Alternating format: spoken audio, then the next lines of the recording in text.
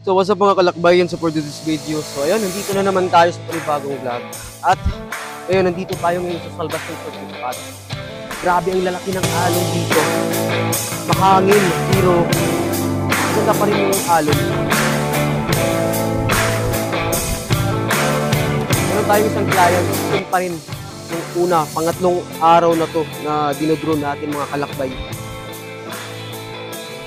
Ibang-ibang spot kasi kami, pumunta kami ng G1, tapos pangalawang balik kami dito sa Salvacion Surfing Spot kasi maganda yung alon dito at sobrang laki.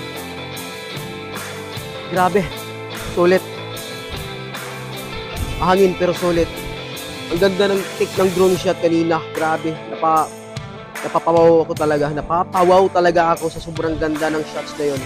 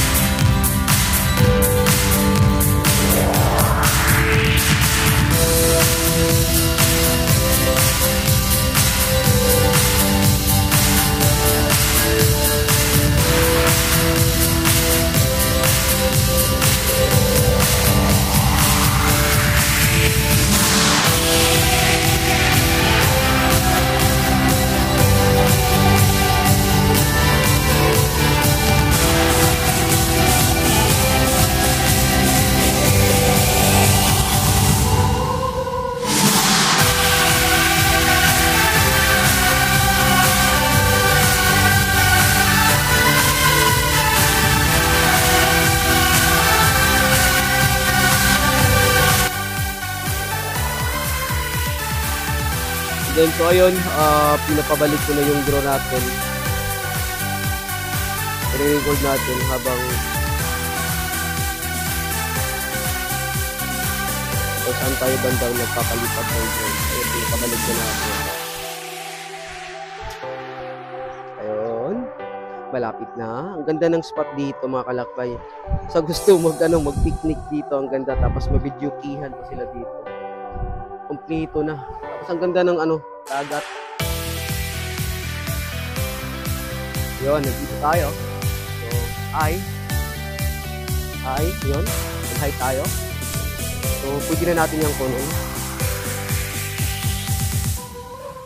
Island na yun, no? Nakikita yung island na yun. So, ibabalik natin sila dun. Kasi, medyo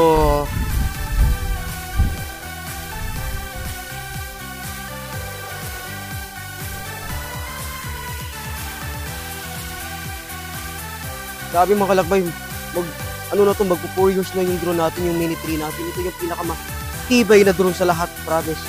Kasi lahat ng drone ko bagsak. Ito yung pinakamatibay. Talaglag na to dati sa dagat, pero ngayon, buhay pa rin. Matibay ng drone na to. Ang Mini 3 na to. Sulit. So, ninantay ko lang yung satellite signal. Kasi pag pula pa yan, walang mangyayari dyan. Hindi naka-home point yung drone natin.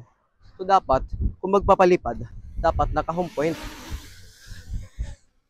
Para, once kung magkaaberya yung ano natin, yung remote natin, pwede pa yung drone natin makabalik.